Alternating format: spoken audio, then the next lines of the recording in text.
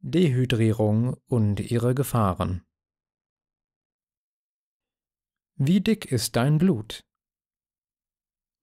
Es ist sehr wichtig, auf eine ausreichende Flüssigkeitszufuhr zu achten, weil sich dein Blut bei einem bestimmten Grad der Dehydrierung verdicken kann. Für das Herz wird es viel schwieriger, frisches, sauberes Blut aus der Leber zu pumpen, wenn das Blut erst einmal verdickt ist. Auch die Versorgung von Gehirn und anderen Organen kann für das Herz viel größere Schwierigkeiten bereiten. Passiert das über einen langen Zeitraum, dann kann diese ständige Anstrengung das Herz vorzeitig ermüden. Dickes Blut birgt auch ein viel höheres Risiko für Gesundheitsprobleme, wie zum Beispiel für einen Schlaganfall, eine transitorische ischämische Attacke, TIA, einen Herzinfarkt, Leberprobleme, Nierenprobleme, Bluthochdruck oder einen hohen Cholesterinspiegel. Da bei dickem Blut deutlich weniger Sauerstoff im Körper zirkulieren kann und auch die Entgiftung des Körpers erschwert wird, steigt das Krebsrisiko bei Menschen mit dickem Blut. Je älter die Person ist, desto eher treten weitere Gesundheitsprobleme auf, wenn der Mensch dickes Blut in seinen Adern hat. Da dickes Blut es dem Körper erschwert, Giftstoffe auszuspülen, kann jemand mit dickem Blut möglicherweise nicht von einem Entgiftungsprotokoll oder einem Trainingsprogramm profitieren. Selbst wenn jemand in Topform zu sein scheint, kann er dickes Blut und ein stark übersäuertes System haben. Das können die Ursachen für Schlaganfall oder Herzinfarkt sein, selbst bei den fittesten Menschen. Auch wenn jemand nicht außergewöhnlich fit zu sein scheint, es aber schafft, sein Blut dünn zu halten, wird diese Person wahrscheinlich weniger an den mit dickem Blut verbundenen Gesundheitsproblemen leiden, besonders wenn er durch eine nahrhafte Ernährung und eine positive Lebensweise dazu die beste Voraussetzung schafft. Einige Menschen entwickeln im Laufe ihres Lebens dickes Blut, andere kommen schon mit dickem Blut auf die Welt. Je größer der Flüssigkeitsverlust, desto mehr verdickt sich das Blut weiter. Lies dazu mehr über das sogenannte schmutziges Blut-Syndrom in Heile deine Leber. Fettreiche Diäten. Durch fettreiche Diäten wird unser Körper nicht mehr mit der für ein gutes Gedeihen erforderlichen Flüssigkeitszufuhr versorgt, obwohl diese sehr im Trend sind. Wahrscheinlich nimmst du viel Fett in Form von Pflanzenfetten oder tierischen Produkten zu dir, wenn du dich proteinreich ernährst. Dabei kann es leicht passieren, dass du schnell dehydrierst und dickes Blut entwickelst. Die Auswirkungen einer fett- und eiweißreichen Ernährung kann nicht durch jede Flüssigkeitszufuhr ausgeglichen werden. Besser ist es, den Fett- und Proteinkonsum sowohl aus tierischen als auch aus pflanzlichen Quellen zu reduzieren, um eine chronische Dehydrierung zu vermeiden. In Heile deine Leber kannst du nachlesen, wie viel Fett und aus welcher Quelle du es zu dir nehmen solltest. Unsere dehydrierte Abstammung. Medizinische und alternative Gesundheitsgemeinschaften sind sich dessen nicht bewusst, dass wir aus einer dehydrierten Abstammung kommen. Auch unsere Vorfahren waren schon von Dehydrierung betroffen und sie haben diese von Generation zu Generation weitergegeben. Wir erwerben dieses Wissen und den Zustand der chronischen Dehydrierung zusammen mit geerbtem DDT, Strahlung und Quecksilber von unseren Vorfahren, da diese Information nicht durch unsere Gene, sondern durch unsere Zellen weitergegeben wird. Dehydrierung und Viren. In einem Körper, der unter chronischer Dehydrierung und dickem Blut leidet, können verschiedene Krankheitserreger wie das Epstein-Barr-Virus besser gedeihen und dann Probleme verursachen. Es ist enorm wichtig, dass du so viel Flüssigkeit wie möglich zu dir nimmst, wenn du mit einer Krankheit wie zum Beispiel Borreliose, Fibromyalgie, chronischer Müdigkeit oder MS zu kämpfen hast. Eine ausreichende Flüssigkeitszufuhr hilft deinem Körper, die Viren zu bekämpfen, die hinter diesen und vielen anderen chronischen Krankheiten stecken. Dehydrierende Getränke. Für viele Menschen und in vielen Kulturen ist es normal, täglich Getränke wie Kaffee, Limonade oder Wein zu trinken. Leider tragen diese Getränke sehr dazu bei, im Laufe der Zeit zu einer starken Dehydrierung und den damit verbundenen Gesundheitsproblemen zu führen. Dein Körper wird wahrscheinlich trotzdem unter Dehydrierung leiden, selbst wenn du zwischen deinem Sojalatte und dem abendlichen Espresso etwas Wasser trinkst. Du bist wahrscheinlich immer noch dehydriert und stehst möglicherweise kurz davor, dickes Blut zu entwickeln, auch wenn du jeden Morgen nur eine Tasse Kaffee trinkst und den Rest des Tages mit einem Glas Wasser und einer feuchtigkeitsspendenden Smoothie-Mahlzeit ausfüllst. Du solltest darauf achten, dass du auch mit anderen Lebensmitteln und Getränken ausreichend Flüssigkeit zu dir nimmst, wenn du nur gelegentlich dehydrierende Getränke wie Kaffee, Limonade, alkoholische Getränke, Latte Macchiato oder Eiskaffee trinkst. Dehydrierung und Salz. Es passiert schnell, dass die Lebensmittel und Mahlzeiten, die du täglich zu dir nimmst, einen zu hohen Salzgehalt aufweisen.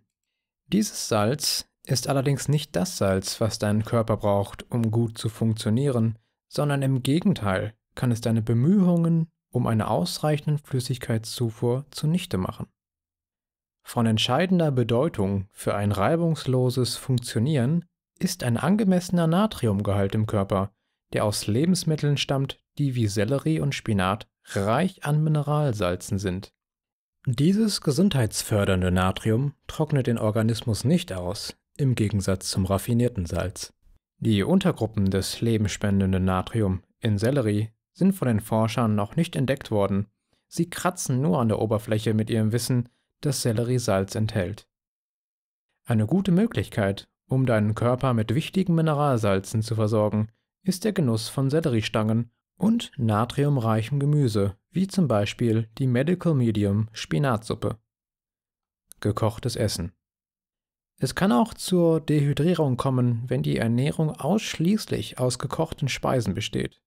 Um gekochte Speisen abbauen zu können, wird der Körper gezwungen, verschiedenen Organen und Zellen Flüssigkeit zu entziehen. Du musst deshalb nicht auf gekochtes Essen verzichten, aber es ist hilfreich, gekochtes Essen mit rohem Obst und Gemüse auszugleichen. Sei aufmerksam und versuche, das für dich und deinen Körper richtige Verhältnis herauszufinden. Sollte es dir momentan noch nicht möglich sein, Rohkost zu dir zu nehmen, so versuche zumindest so gesund wie möglich zu essen und Zitronenwasser in deine tägliche Routine aufzunehmen. Probiere Mahlzeiten, die zu 50% aus gekochtem und zu 50% aus rohem bestehen. Eine gebackene Kartoffel zusammen mit einem feuchtigkeitsspendenden Rohkostsalat mit Salat, Sellerie, Gurke, Tomate, Paprika und anderem kleingeschnittenen Gemüse. Wildreis oder Quinoa, gedünstetes oder gebratenes Gemüse und eine rohe Guacamole mit Zitrone, Koriander und gehackten roten Zwiebeln, serviert auf viel rohem Blattgemüse. Wenn du gerne tierisches Eiweiß isst, zum Beispiel ein Stück Wildlachs, dann isst es mit einem großen, frischen Salat. Da gekochte Speisen leicht austrocknend sein können, hilft der rohe Anteil des Gerichts, den Flüssigkeitshaushalt des Körpers aufrechtzuerhalten. Gekochte Speisen versorgen den Körper nicht mit Flüssigkeit, aber sie können in gewisser Weise gesund und heilsam sein. Ein besonders hilfreiches Rezept ist die Heilbrühe, die du in deine Ernährung einbauen solltest. Sie versorgt den Körper allein noch nicht ausreichend mit Flüssigkeit, ist aber eine unglaublich wohltuende Suppe. Sie kann dem Körper jedoch helfen, die richtige Art von Wasser aus anderen hydrierenden Nahrungsquellen, die du zu dir nimmst, aufzunehmen, da sie mit heilenden Mineralsalzen angereichert ist. Wichtig ist es, an dem Tag, an dem du die Heilbrühe zu dir nimmst, auch andere feuchtigkeitsspendende Lebensmittel zu dir zu nehmen. Dazu zählen zum Beispiel frisches Kokoswasser, Zitronenwasser, Gurkensaft, Selleriesaft, einen rohen Salat mit Gurkenscheiben oder Selleriestangen. Flüssigkeitszufuhr zur Entgiftung. Dein Körper kann Giftstoffe und Gifte aus der Leber, den Nieren und anderen Teilen des Körpers entfernen, wenn du ausreichend Flüssigkeit zu dir nimmst. Zur vollständigen Ausscheidung von Schwermetallen ist der Heavy Metal Detox Smoothie ein großartiges Rezept, weil er die 5 wichtigsten Lebensmittel enthält, die Schwermetalle ausleiten und dem Körper die nötige Feuchtigkeit zuführt. Wahrscheinlich bieten andere Nahrungsergänzungsmittel oder Produkte, die als Schwermetallentgiftungsmittel angepriesen werden, nicht die nötige Flüssigkeitszufuhr, um die Schwermetalle vollständig auszuleiten. Außerdem bestehen sie wahrscheinlich auch nicht aus den Inhaltsstoffen, die Schwermetalle erfolgreich ausscheiden. Gallensteine. Es können sich Gallensteine in deiner Gallenblase bilden, wenn du über einen längeren Zeitraum unter chronischer Dehydrierung leidest. Auch ein Mangel an Obst in der Ernährung und eine eiweißreiche Kost können ebenfalls zur Bildung von Gallensteinen beitragen. Manchmal wird man erst mit Mitte 50 auf diese Gallensteinprobleme aufmerksam und sieht sich gezwungen, die Gallenblase entfernen zu lassen. Zur Vorbeugung empfiehlt es sich, reichlich Obst in die Ernährung aufzunehmen. Bei einer eiweißreichen Kost können sich Gallensteine in der Gallenblase ablagern, während eine Ernährung, die viel frisches Obst, Blattgemüse und Gemüse enthält, dazu beitragen kann, dass sich gebildete Gallensteine zersetzen und auflösen. Wenn du gerne tierisches Eiweiß isst, aber die Bildung von Gallensteinen vermeiden willst, dann kannst du einfach weniger tierisches Eiweiß zu dir nehmen und dafür mehr Obst, Blattgemüse und Gemüse essen. Allerdings ist es am besten, auf tierisches Eiweiß ganz zu verzichten, wenn du bereits Gallensteine hast. Mehr zur Gesundheit der Gallenblase und zu Gallensteinen findest du in Heile deine Leber. Möglichkeiten der Flüssigkeitszufuhr. Gurkensaft. Es kann Wunder für deinen Flüssigkeitshaushalt bewirken, täglich einen halben Liter frischen Gurkensaft zu trinken. Gurkensaft wirkt blutverdünnend, was das Herz und die von ihm ausgeübte Energie unterstützt. Zitronenwasser. Bereite dir mehrmals täglich einen halben Liter frisches Zitronenwasser aus hochwertigem Wasser und dem Saft einer halben Zitrone zu. Auch andere Produkte wie Rohkostsalate und Kräutertees profitieren von frischem Zitronensaft. Der Genuss von Kokoswasser kann den Körper gut hydrieren, auch wenn es pasteurisiert ist. Es ist sehr nützlich, frisches, rohes Gemüse häufig in den Speiseplan aufzunehmen. Richte deinen Salat mit Gurkenscheiben an, nasche zwischendurch Selleriestangen und mache dir ein rohes Nudelgericht aus spiralisierten Gurken, die mit frischen Tomaten und reifen Paprikaschoten garniert werden. Mache dir die zahllosen Vorteile von Obst zugute für die bessere Flüssigkeitszufuhr. Anthony William versucht, jeden Tag etwa 2 Liter Zitronenwasser zu trinken.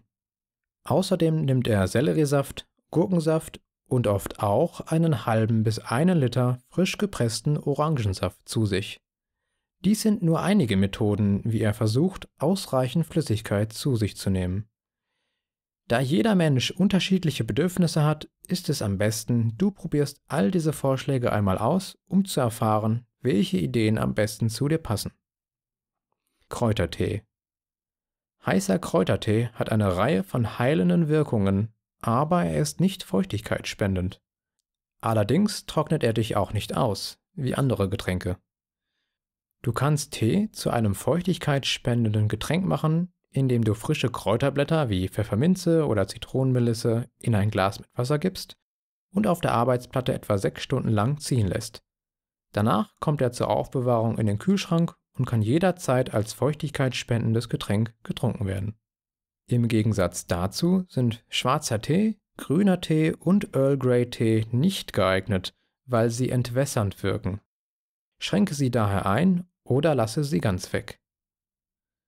Wassertrinkwettbewerbe. Warnung: Nimm niemals an einem Wassertrinkwettbewerb teil. Normalerweise trinkt sich ein Teilnehmer buchstäblich zu Tode. Vorwärtsgehen.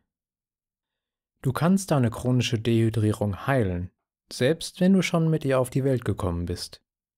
Mache kleine, überschaubare Schritte. Ein guter Anfang ist etwas so Einfaches wie Zitronenwasser. Es ist definitiv möglich, jahrelange chronische Dehydrierung auszugleichen, auch wenn es Zeit braucht, und eine Anwendung dieser aufgeführten Heilpraktiken. Danke fürs Zuhören, sagt dein Selleriesaft und Co-Team. Weitere spannende Infos rund um Anthony William findest du auf selleriesaft.com. Bis zum nächsten Mal.